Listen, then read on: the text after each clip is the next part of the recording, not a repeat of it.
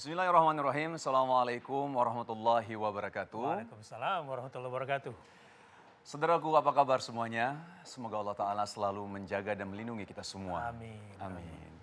Saudaraku, selamat datang di program terbaru TV One. Makna dan Peristiwa. Makna dan peristiwa. Makna dan Peristiwa. Satu acara yang dimana kita akan membahas peristiwa-peristiwa yang terjadi di kehidupan kita sehari-hari. Dan kita akan kupas maknanya. Hikmah di balik itu semua Hikmah ya. di balik itu semua. Dan saya, ya, seperti saudaraku lihat, saya tidak sendiri. Saya bersama Ustadz Batiar Nasir. Assalamualaikum Ustadz. Waalaikumsalam warahmatullahi wabarakatuh. Masya Allah. Pemirsa juga, Assalamualaikum warahmatullahi wabarakatuh. Waalaikumsalam warahmatullahi wabarakatuh. Ustadz, Ya. gimana? Sehat ya? Alhamdulillah sehat-sehat. Mudah-mudahan ini program membawa manfaat bagi Kita seluas-luasnya semua, ya. Amin. Dan Ustadz, Ya, Pak. hari ini kita punya tema yang cukup sebenarnya fenomenal sekali dalam arti memang Oh, ya. sedang kita khawatir sekali Apa tuh temanya? Tema kita adalah awas cinta sejenis. Dahsyat. Dahsyat ini memang lagi ini nih. Iya. Ternyata bukan cuma orang dewasa loh Iya. yang sudah terserang penyakit cinta sejenis ini. Sampai ke anak-anak juga. Nah itu dia Ustadz yang Mengerikan. kita khawatirkan dalam arti selama ini mungkin kita melihatnya memang hanya mungkin orang-orang melihat kalangan orang-orang dewasa. Betul. Tapi sekarang ternyata sampai ke ranah anak-anak gitu ya. Percaya nggak ada anak SD kalau dia bercanda atau ngatain temannya, lesbi lu, homo Serius lu. Ustadz, ini Iya. saya baru tahu loh. Iya itu di SD. Anak-anak saya juga kan sering cerita soal itu.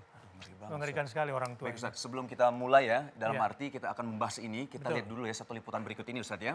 Saudaraku, mari kita lihat bersama-sama. Ini dia.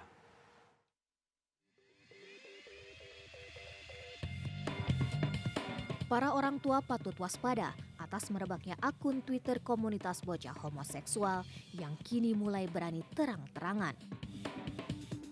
Pengikutnya bahkan sudah lebih dari 3.000 orang. Kebanyakan pengikut akun tersebut memasang foto anak-anak. Para pengguna Twitter yang ikut menyertakan hashtag tersebut merupakan anak-anak pelajar usia SMP. Bahkan di antara mereka memposting gambar yang tidak sepantasnya. Media sosial memang menjadi tempat para penggunanya untuk mengekspresikan diri, tak terkecuali komunitas LGBT. Tak sedikit orang tua yang was-was, anaknya akan terpengaruh dengan pergaulan salah seperti masuk dalam komunitas LGBT. Terlebih, anak-anak juga gemar menggunakan sosial media untuk bersosialisasi.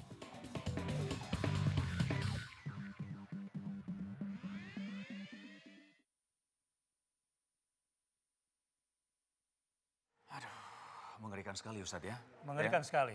Mungkin selama ini kita melihat mungkin fenomena ini memang, ya fenomena buruk ini memang terjadi banyaknya itu di luar ya. Iya. Sekarang sudah masuk ke Wah, di Indonesia Indonesia. udah gitu. banyak. Kenapa? Sudah banyak juga di Indonesia. Sudah banyak di Indonesia dalam arti memang sudah seperti tidak tabu lagi Ustaz. Iya. Tapi Ustaz kalau ngomong-ngomong Ustaz ya, kalau masalah ini sebenarnya itu sejarahnya sebenarnya dari mana sih sebenarnya awalnya itu? Di sisi internasional ya, di sisi keduniaan ini kan sudah sejak lama kita dengar cerita tentang kaum Lut.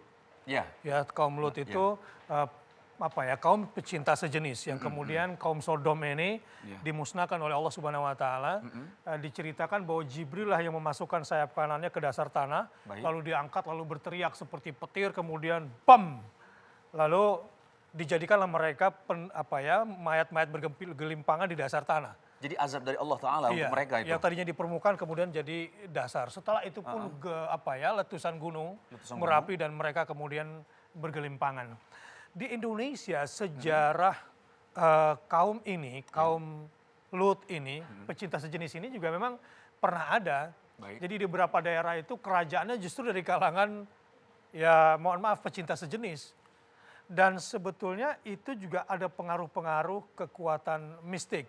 Baik. Di luar memang kebiasaan-kebiasaan buruk pada jiwa mereka. Baik. Nah, apa yang bisa kita maknai dari peristiwa hari ini adalah bahwa ini pasti ada sendi-sendi kehidupan yang sudah hancur. Baik. Sehingga peristiwa yang sangat berbahaya bagi kemanusiaan, bagi kearifan, bagi kehidupan secara keseluruhan ini muncul. Baik Ustadz, ini memang sangat mengerikan sekali dari sejarah memang kita tahu ya dari kaum Lut ya bagaimana akhirnya diazab Allah Ta'ala gitu. Dan memang sekarang kalau kita lihat di kehidupan kita sehari-hari peristiwa di sehari-hari di baik di lingkungan sosial Iya. dan sekarang masuknya memang ke ya ranah keluarga karena memang banyak sekali orang tua khawatir Nah, termasuk itu juga tuh. iya. Benteng keluarga berarti sekarang ini juga sedang rapuh nih kalau Sedang ini sudah rapuh ya, mulai Ustadz ya. merebak ya. Nah, ini ada satu liputan Ustadz ya bagaimana memang bahaya masalah LGBT ini memang sudah masuk ranahnya udah ke keluarga dalam arti karena pengaruh-pengaruh yang memang dari keluarga tidak kuat untuk membentengi itu. Oke, Kita coba lihat kita dulu ya saksikan liputannya ya. Ustadz ya. Pemirsa, ini dia.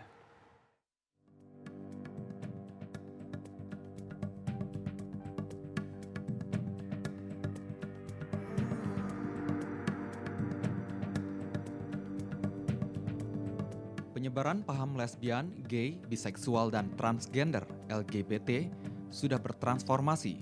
Saat ini perilaku seks menyimpang tidak hanya terjadi pada kalangan dewasa, namun juga menyasar kepada anak-anak. Belum lama ini media sosial dihebohkan dengan propaganda homoseksual terhadap anak-anak melalui salah satu akun. Akun ini menampilkan foto serta video yang tidak layak ditiru dan dilihat. Hal ini tentunya membuat banyak orang tua khawatir, karena sebagian besar anak mereka sudah aktif bermedia sosial. Maraknya penyebaran paham LGBT harus diantisipasi oleh setiap orang tua. Orang tua harus melakukan langkah pencegahan sejak dini. Salah satunya dengan memperkenalkan identitasnya sebagai laki-laki dan perempuan. Selain itu, orang tua juga harus mengajarkan kepada anak-anak daerah rahasia yang tidak boleh disentuh oleh orang asing. Orang tua juga bisa menceritakan tentang kisah kaum Nabi Lut yang mendapat azab Allah akibat perilaku homoseksual. Dan yang paling utama, orang tua wajib menanamkan nilai-nilai agama kepada anak sejak kecil, agar anak mengetahui mana yang benar dan yang salah.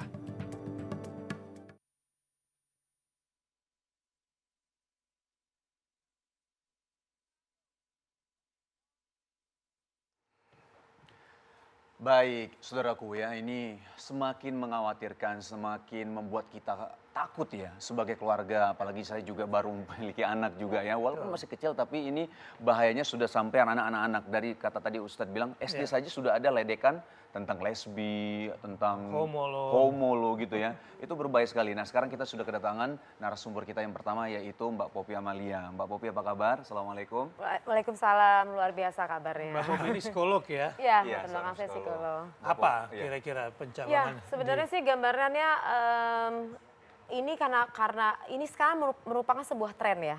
Ini baru masuk 1990. Itu pada starting itu dari Amerika gitu loh. Jadi dia ngetren masuk nih. Dari Amerika ya Iya, pusatnya ya? jadi dia ngetren dan ini sampai di negara-negara Eropa. Ke Eropa. Kemudian barulah ke Indonesia nih sekarang. Indonesia. Nah, masuk sekarang ini baru-baru 5 sampai 6 tahun Lewat terakhir. jalur apa itu masuknya?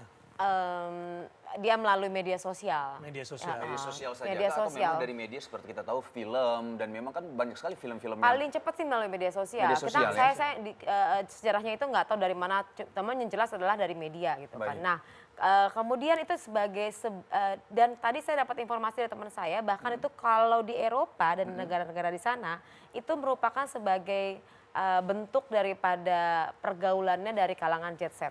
Mulainya dari atas ya. hanya jet set. Jadi Awalnya ya Ustaz ya? jadi startingnya gini. Jadi mereka menemukan kejenuhan gitu loh. Oh baik. Menemukan kejenuhan akhirnya mereka melakukan hal-hal yang sesuatu yang beda gitu loh.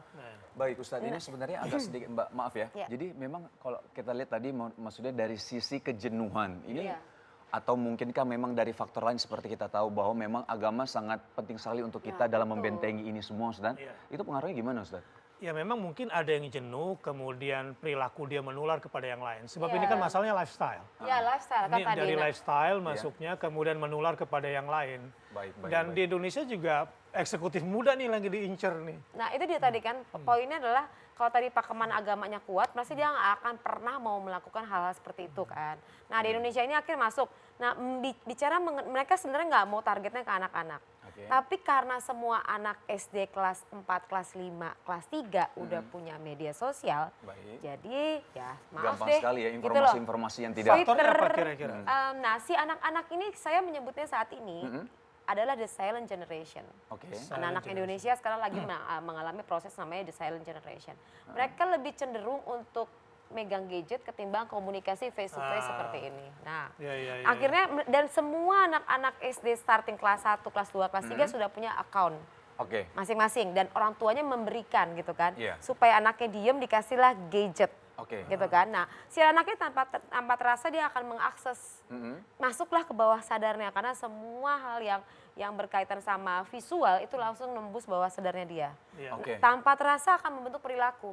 Iya. Kemudian ditambah lagi tadi ya media ya, kemudian tayangan televisi, tontonan dan film. lain-lain. Nah disinilah barangkali pentingnya benteng di keluarga ya Mbak Iya. ya, terutama komunikasi. Iya, nah- Jangan biarkan anak berlama-lama dengan Gadget. gadgetnya. Gadget. Nah, sekarang- Dan kalau perlu kontrol gitu Nah ya. sekarang kan karena memang lebih kecenderungan untuk menggunakan hal tersebut dibanding komunikasi, di mana orang tuanya juga menggunakan, nah akhirnya nggak ada kejadian seperti itu.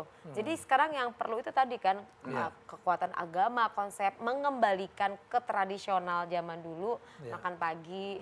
Itu orang-orang udah menganggap itu makan tradisional zaman dulu loh, makan pagi, makan malam gitu loh bareng itu udah jarang banget kan gitu kan.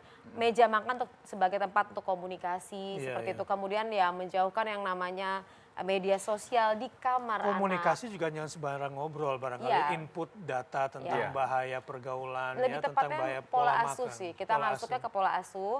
Jadi bukannya membuat diperintahkan anak, Oke. tapi ayah atau ibunya mencontohkan. Baik, Mbak, ini menarik, nanti kita akan bahas setelah yang satu ini ya. Ustadz, Mbak Popi ya, Ya. kita akan melihat satu liputan yang dimana memang kita tahu peristiwa-peristiwa yang baru terjadi saat ini, yaitu salah satunya adalah tentang pengungsi ya, tentang pengungsi yang memang dilakukan tidak manusiawi sekali Ya, gitu. ini sangat Ustadz, menyedihkan gimana, Ustadz? sekali.